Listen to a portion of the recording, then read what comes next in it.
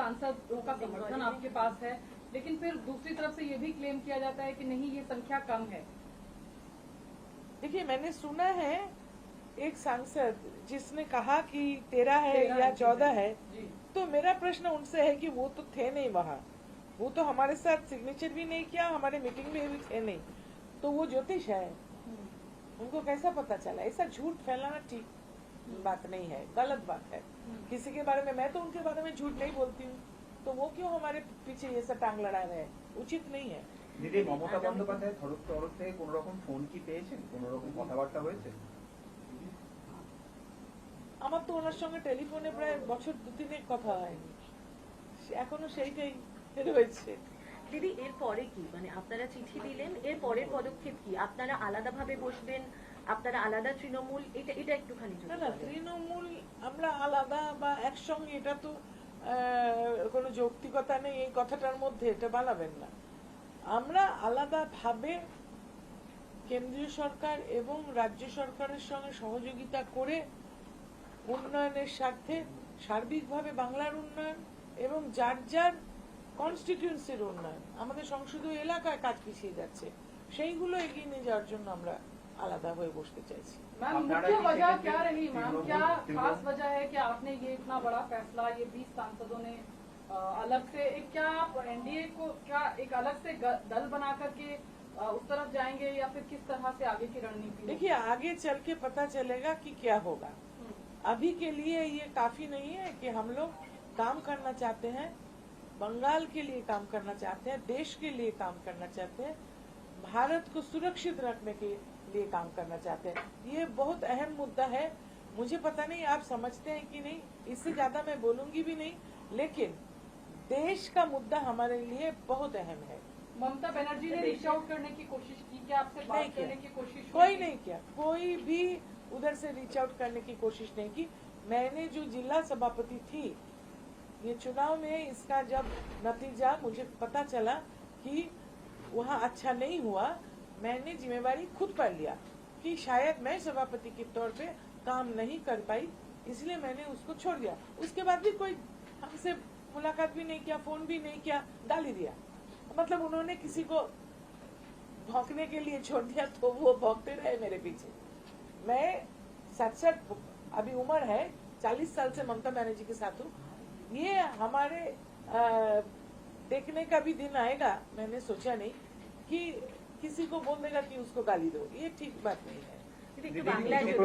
জানছে মানুষের মনে যে আপনারা তো 20 জন সাংসদ চিঠি দিলেন, আপনাদের আইডেন্টিটি কি হবে? তৃণমূল কংগ্রেস থাকবেন নাকি বিজেপিতে যোগ এটা দেবেন? তো আজকে চিঠি দেওয়া হলো, চিঠিটা এখনো অ্যাকসেপ্টেন্স লেটার আসেনি। আমি বললাম পরিষ্কারভাবে আমরা কাজ করার জন্য আলাদা বসে যোগাযোগ রাখবো, কেননা আপনারা জানেন যে বিগত দিনে, আমি বিগত দিনের কথা বলছি, আজকের আগে এই রাজ্য সরকারের আগের রাজ্য সরকার দিশা কমিটি বলে একটা কমিটি আছে, বিভিন্ন জায়গায় জল নিয়ে কমিটি আছে, স্বাস্থ্য নিয়ে কমিটি কেন্দ্রীয় সরকারের, আমাদের কোনো কিছুতে অংশগ্রহণ করতে দেওয়া হতো না। আমাদের এলাকায় জলের যে পাইপলাইন বসছিল, কাজ হয়নি। কেন্দ্রীয় সরকার থেকে কোনো কিছু একটা যদি কোনো সিস্টেম বলতো যে আমরা এইভাবে যৌথভাবে কাজ করব, আমাদের করতে দেওয়া হয়নি। তা আমরা তো মানুষের সাথে মানুষের ভোটে নির্বাচিত হয়েছি। আজকে একজন 3 ইঞ্চি সাংসদ বলছেন যে মানুষের ভোটে, আমাকে মনে করার চেষ্টা করছেন।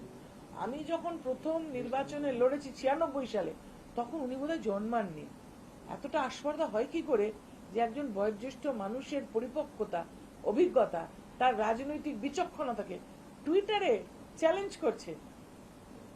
এটা ঠিক নয়। কিন্তু রাজনীতিতে মানুষ বুদ্ধি নিয়ে কাজ করে, বিবেচনা নিয়ে কাজ করে, জাতীয়তা বোধ নিয়ে কাজ করে।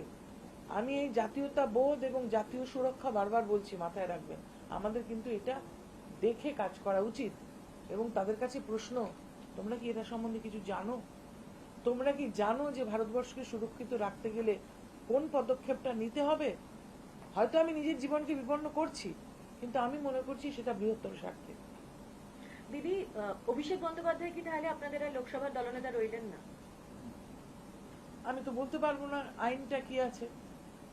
আমাদের এখনো লোকসভার তো যা আছে তাতে উনি আছেন বলে আমি জানি। এবং আমরা যে চিঠিটা দিয়েছি সেটা আমাদের যে চিন্তাধারা, আমাদের যে কর্মকুশলতা, আমাদের যে আকাঙ্ক্ষা মানুষের কাজ করার, বাংলার উন্নয়ন করার। বিগত 30-40 বছরে বাংলা ক্রমে পিছিয়ে গেছে। বাংলাতে কোনো ইন্ডাস্ট্রি হয়নি, মানে আপনারা যদি ভালোভাবে নজর করেন তাহলে দেখবেন যে বৃহৎ পুঁজি ঢোকেনি বাংলায়। বাংলাতে অর্থনীতি ক্রমে পিছিয়ে পড়ছে। 1,500 টাকা মাসে কাউকে হাতে দিলে তাকে কিন্তু সারা মাসের জন্য বা সারা জীবনের জন্য স্বনির্ভর করা হয় না। স্বনির্ভর করতে গেলে শিক্ষা, স্বাস্থ্য এবং তাকে হাতের যে কর্মকুশলতা সেই দিকে এগিয়ে নিয়ে যেতে হয়। সেটা কিন্তু বাংলায় হয়নি। 3-4 দশক ধরে বাংলা সেইভাবে পিছিয়ে আছে। এবং যদি মনে করেন শিল্পায়ন এতটাই পিছিয়ে আছে যে বাংলার থেকে লক্ষ লক্ষ শ্রমজীবী মানুষ অন্য রাজ্যে যাচ্ছে কাজ করতে। এটা তো এক্সপেক্টেড নয়। আমরা তো চাই বাংলার যুবক যুবতীরা চাকরি পাক, শিক্ষায় অগ্রগতি হোক। কেননা বাংলা একসময় পূর্বা ছিল, বাংলা একসময় ভারতবর্ষের রাজধানী ছিল কলকাতা। এবং সেখানে আপনারা এখনো ব্রাহ্মণ রোডে গিয়ে যদি হাঁটেন, এক একটা বাড়ির গায়ে কোম্পানির নাম লেখা আছে, এক একটা বাড়ির গায়ে মানে জাহাজ শিল্প, তারপরে আমাদের স্টিল, বিভিন্ন শিল্প পশ্চিমবাংলা থেকে ক্রমে ক্রমে চলে গেছে। 35 বছর 34 বছর বামফ্রন্ট আমলে গেছে, বিগত 15 বছরেও বাংলার থেকে পাত্তারি কুটি সব কোনো শিল্প আসেনি বাংলায়। দিদি, আপনি চিফ হুইপ হিসেবে চিঠি দিয়েছেন, কিন্তু কয়েকদিন আগে সিদ্ধান্ত হয়েছিল যে আপনাকে চিফ হুইপ পদ থেকে সরিয়ে কল্যাণ বন্দ্যোপাধ্যায়কে আনা হয়েছে। তাহলে আপনি আজকে চিফ হুইপ হিসেবে কিভাবে দিলেন চিঠি? আমি চিফ হুইপ, সেটাই স্পিকার অফিস থেকে আমাকে বলা হয়েছে। আমি খবর নিয়ে সই করেছি, কেননা এখন আমাদের সংসদীয় কোনো সেশন নেই এবং যেটা দেওয়া হয়েছে সেটা অ্যাকসেপ্টেড হয়নি। সুতরাং ওনাদের রেকর্ডে, স্পিকারের রেকর্ডে আমার নামটাই আছে, সেই জন্য আমি চিফ হুইপ হিসেবে চিঠি দিয়েছি। मैडम, अभी तक आपकी तरफ से कोई प्रयास किया गया है ऑनरेबल स्पीकर साहब से कोई अपॉइंटमेंट लेने का? ऑफिशियली उन्होंने कोई टाइम दिया है आपको मिलने हमने के चिट्ठी लिए? दिया, उनका जब वक्त होगा तो वो खुद अब हमें बुलाएंगे। क्या मैम अभिषेक बनर्जी की स्टाइल ऑफ फंक्शनिंग से भी नाराजगी थी? नहीं, किसी को ऐसा मत बोलिए, मैंने नहीं कहा। मैंने कहा कि हमारे जो केंद्र है हम सभी का, 20 सांसदों का लोकसभा में, वहाँ हम काम नहीं कर पा रहे थे। मैंने ये भी बताया, बांग्ला में शायद आपको समझ में नहीं आया, कि केंद्रीय सरकार का कोई कोई स्कीम्स वहाँ देश में लागू हुआ, बंगाल में नहीं लागू हुआ।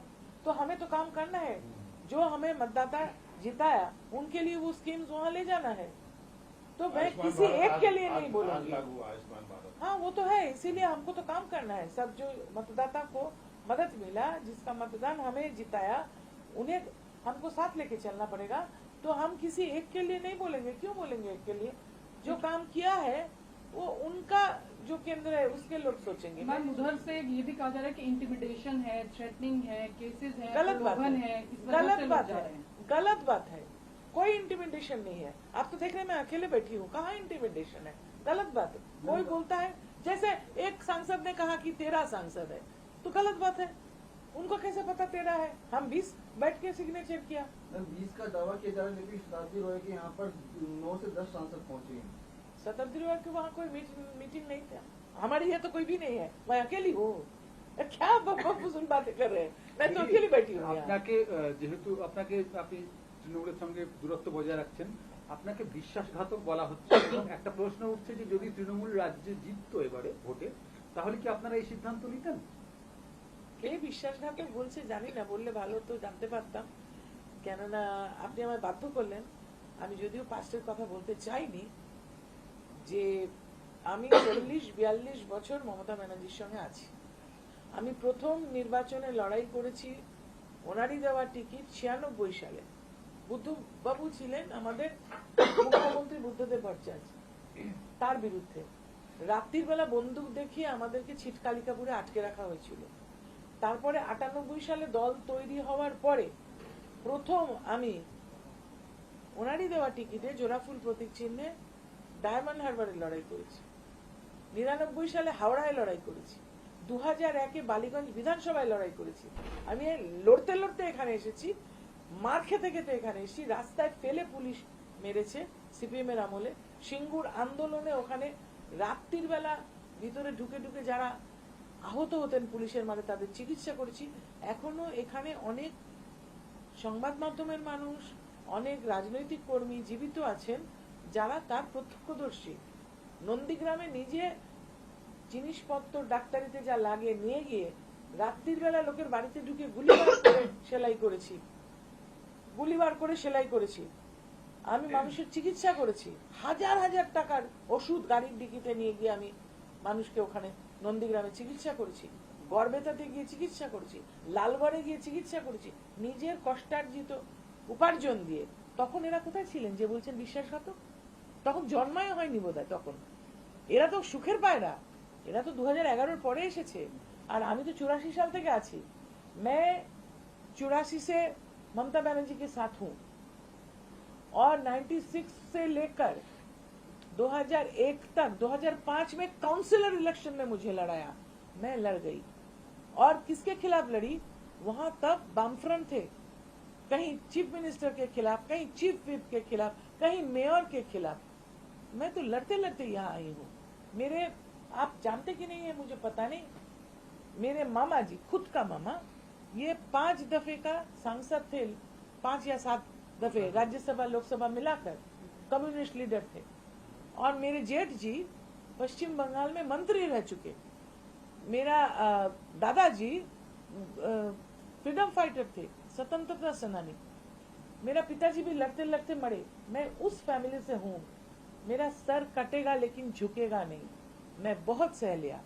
ऐसा जो विश्वासघात बोलता है उनको ये याद रखना चाहिए कि मैं 2011 में ममता बनर्जी मुख्यमंत्री बनने का बाद यहाँ नहीं आई। मैं 40 साल से यहाँ लड़ रही हूँ। और मैं जैसे कहा, ये लोग का बात को मुझे कुछ असर नहीं होता मुझ पर।